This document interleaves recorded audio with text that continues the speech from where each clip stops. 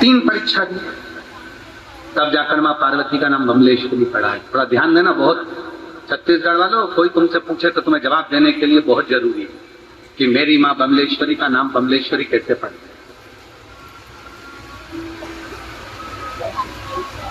3 परीक्षा में पहली परीक्षा मेरे भोलेनाथ बच्चा बन, मगर आ रहा है।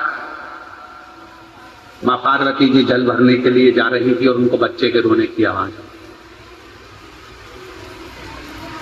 विजया, ये विजया, विजया ने कहा क्या पार्वती क्या हो गया? विजया, कोई बच्चा रो रहा है, कोई बच्चा। विजया ने देखा कि सरोवर के तट पर एक मगर बच्चे को पकड़ने के लिए आ रहा है और बच्चे को पकड़। पार्वती जी दौड़ कर गई, बच्चे को गोदी में उठाई। मगर के अंदर से आवाज आई, है स्त्री नारी कौन हो तुम? बच्चे को छोड़ो, ये मेरा भोजन है, आज का भोजन मेरा यही है। अगर मैं भूखा रह जाऊंगा तो मुझे कल भोजन मिलेगा, आज मेरा भोजन ये, तो मुझे भोजन। पार्वती जी ने कहा मैं तुमको इसको भोजन नहीं दे सकती, तुमको जो चाहिए तुम ले, पर इसको नहीं दो। मगर ने कहा तो मैं क्या खाऊंगा? पार्वती जी बोलती है मेरे शरीर को, पर मैं इसको नहीं।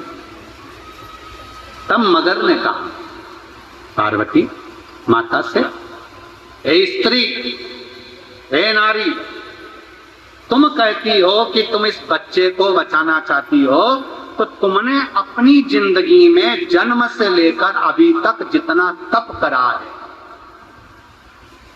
कहते हैं माता पार्वती जी ने सहस्त्र हजारों वर्ष का तप किया था शिव को पति बनाने। हजारों वर्ष।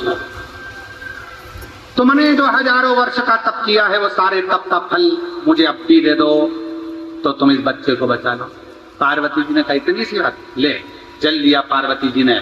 इतनी देर में तो तुरंत उसी पल उसी घड़ी विजया ने कहा पार्वती अगर तू तेरी पूरे तप का बल दे देगी तो शिव जी कैसे मिलेंगे? पार्वती जी कहती है मिले चाहे ना मिले पर इस बच्चे को बचाना जरूरी है। और पार्वती जी ने हाथ में जल लिया और जल लेकर मगर को संकल्प दे दिया कि मेरी जिंदगी का जितना तप बल था सब मैं तुझे देती हूँ, इस बच्चे को छोड़ दे। इतनी देर में भगवान शंकर उसी बच्चे में से प्रकट हो गए, शिव प्रकट। पार्वती तूने एक बच्चे के लिए अपना पूरा तप दे दिया, अपना पूरा बल दे दिया। शिव ओझल। दूसरी परीक्षा। आज पार्वती माता ने नियम दिया शिव जी को, नील कमल समर्पित करूंगी। नील कमल में से एक कमल मेरे भोले बाबा ने छुपा दिया, जैसे भगवान विष्णु के समय पर छुपाया। पार्वती जी बम का नाद करती हुई जब सब दूर उस कमल को ढूंढने के लिए निकली, तब मां पार्वती जी थक कर बैठ गई।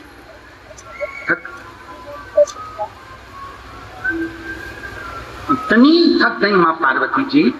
आज से माता पार्वती ने अन्न त्यागा, भोजन त्यागा, फल त्यागे, सब त्यागा।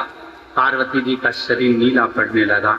आज पार्वती जी ने कहा बाबा नील कमल तो नहीं मिला पर मेरा शरीर जो नील पड़ा है मैं उसको समर्पित करती हूँ। शिव फिर प्रकट हो गए। शिव फिर तीसरी परीक्षा माता पार्वती जी की। तीसरी परीक्षा, एक वृक्ष में आग लग गई, उसमें एक तोते का छोटा सा अंडा रखा हुआ था, उसमें छोटा सा बच्चा था। पार्वती जी जब जब वहां से निकलती थी वो उस तोते के अंडे को देखती थी और उसमें वो बच्चे को देखती थी, बड़ी खुश होती थी। आज उस वृक्ष में आग लग गई, उस वृक्ष में, और वृक्ष में आग लगी। इतनी देर में तो पार्वती मैया बड़ी दुखी हो गई, इस बच्चे को कैसे बताया जाए। विजय ने कहा, पार्वती तुम्हारे पास बचाने के लिए कुछ भी नहीं है, यहाँ तो जल भी नजर नहीं आता, ये वृक्ष से बच्चा कैसे बचेगा। माता पार्वती जी ने अपना आंचल लिया और आंचल लेकर बम कहकर जो छोड़ा वो आंचल गया, उस तोते के बच्चे पर रखा गया। जैसे ही रखाया पूरा वृक्ष अग्नि से मुक्त हो गया और अग्नि से मुक्त होते से वो बच्चा बच गया। तब शिव जी प्रकट हुए। 3 परीक्षा में पास होने के बाद भगवान शंकर ने कह दिया, ए पार्वती तूने मेरे डमरू के नाद में से बम को लिया है और उस बम शब्द को लेकर तूने मेरी साधना करी है, आज से तेरा नाम बमलेश्वरी होगा, जो जगत का कल्याण करने वाली।